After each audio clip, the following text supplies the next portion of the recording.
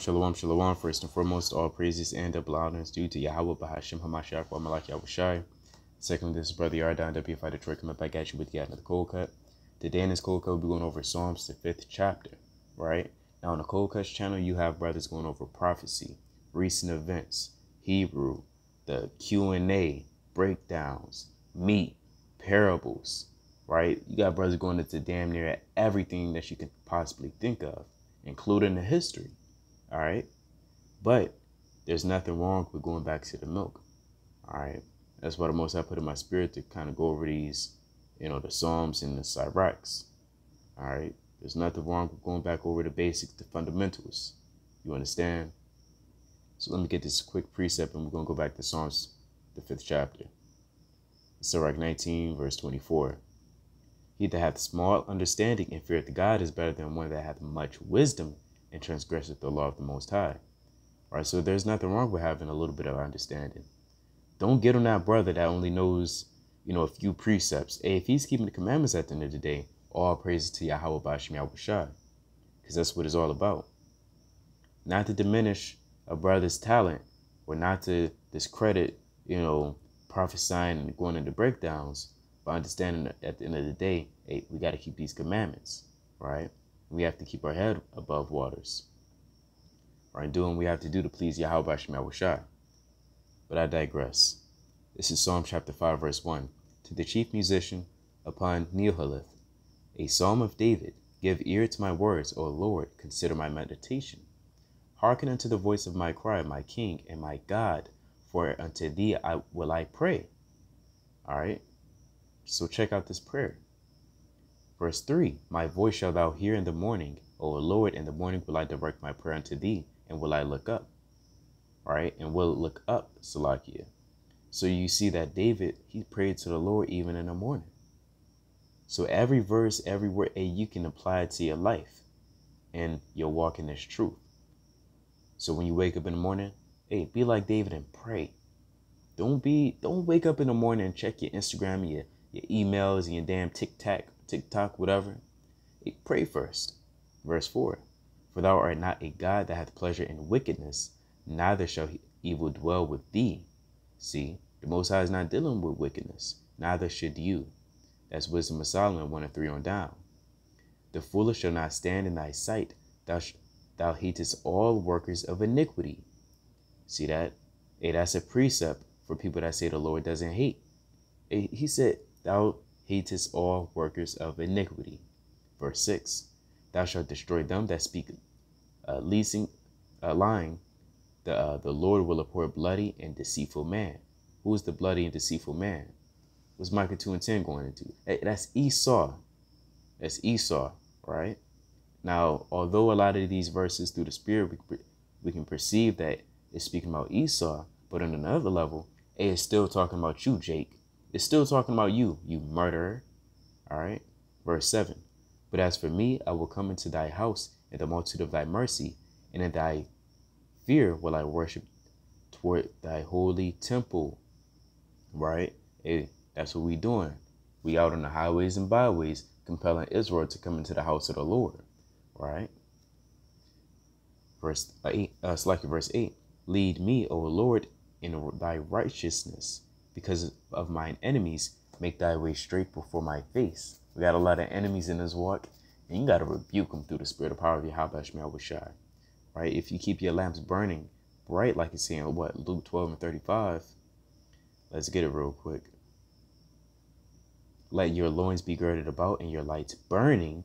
Hey, guess what? That's going to repel those spirits, those damn demons. Back to the book of Psalms. Psalm chapter 5, verse 9.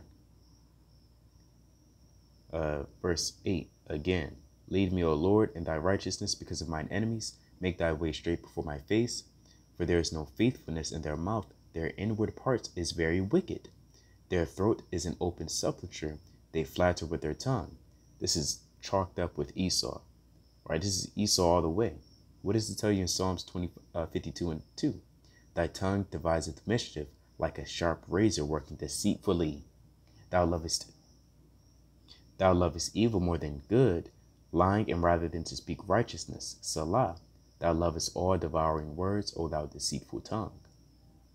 See, so Esau has that deceitful tongue. But let's go back to it, read it again, and bring out another precept. Psalms 5 and 9. For there is no faithfulness in their mouth, their inward parts is very wicked. All right? What type of thought is in their inward part? Psalms 49 and 11. Their inward thought, right? Their inward thought, their inward part is that their houses shall continue forever and that their dwelling places to all generations. They call their lands after their own names, playing upon tables. You see that? And that's a wicked device. That's a wicked thought. And the thoughts of foolishness is sin. So Esau is a walking ball of sin. You understand? Because for their houses to continue forever, that means segregation in these redlinings have to continue forever. That gentrification has to continue forever. Us being oppressed has to continue forever. That's why their inward parts is wicked. Psalm chapter 5, verse 10 again. It's like in verse 9. For their inward part is, it's like for there is no faithfulness in their mouth, their inward part is very wickedness. Their throat is an open sepulchre. They flatter with their tongue. All right. Salakia.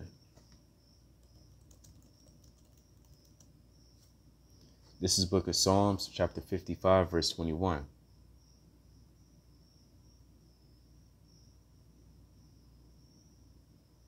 The words of his mouth were smoother than butter, but war was in his heart. His words were softer than oil, yet were they drawn swords. See, that is plain upon tables. Back to Psalms, the 5th chapter, and now to the 10th verse. Destroy thou them, O God, let them fall by their own counsels. Cast them out in their multitude of their transgressions, for they have rebelled against thee. All right, that's Esau. They always rebel against the Heavenly Father, right? On a higher level, you understand and perceive this as Esau. Or on another lower level, yeah, it's still referring to Jake, because this can still apply to Jake. Jake has wicked counsels, you understand? All right, verse 11. But let all those that put their trust in thee rejoice. Let them ever shout for joy because thou defendest them. Let them also that love thy name be joyful in thee.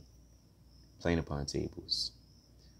For thou, Lord, will bless the righteous. With favor wilt thou compass him as with a shield. Ooh, that's a beautiful verse. That's beautiful. For thou, Lord, will bless the righteous. With favor wilt thou compass him as with a shield. And that's if you keep the commandments of Yahweh Shemiah Washai. This is Ecclesiastes 8 and 5. Whoso keepeth the commandment shall feel no evil thing, and a wise man's heart discerneth both time and judgment. Right? So the result of you keeping the commandments is the Lord watching over you and protecting you as a shield. He's doing that with his right arm. Right? To be a little bit more specific, he's doing that with his angels. I'm gonna end it with Psalms 34 and 7. And consider this. The book of Psalms, chapter 34, verse 7. The angel of the Lord encampeth round about them that fear him, and delivereth them. That's why no evil thing will touch you, because the Lord's around you. You understand? Likewise, David, Moses, yea, all the forefathers that were moving in righteousness. The Lord protected them. But with that, I'm going to bid Israel Shalom. Aparatazah, Israel has been edified in the spirit and power of Yahweh Shemiah Washai. If you have any mighty precepts, drop it in the comment below. Shalom.